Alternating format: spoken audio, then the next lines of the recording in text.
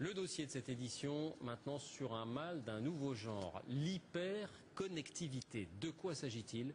Eh bien d'être connecté à tout, partout et tout le temps. Certains parlent d'esclavagisme moderne, notamment pour les salariés qui reçoivent des mails ou des messages bien après les heures de bureau.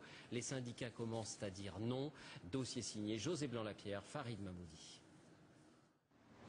Le soir, après le travail continue. Difficile de décrocher quand mail et Internet arrivent sur les smartphones.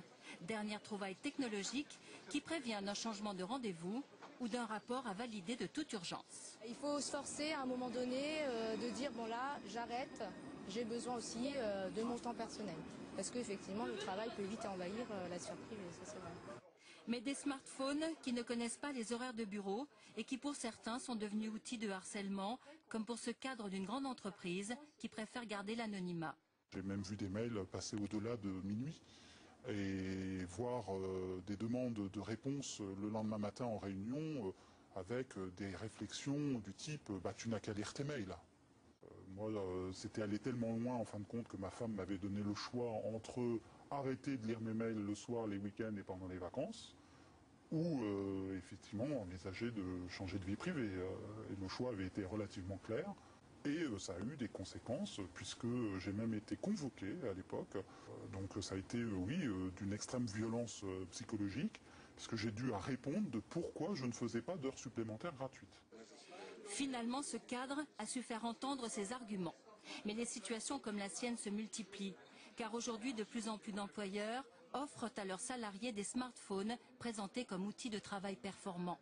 En France, 62% des cadres ont un ordinateur fourni par l'entreprise, 48% un téléphone portable, 28% un smartphone.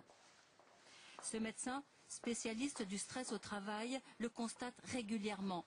Certains de ses patients se laissent envahir par ces nouvelles technologies.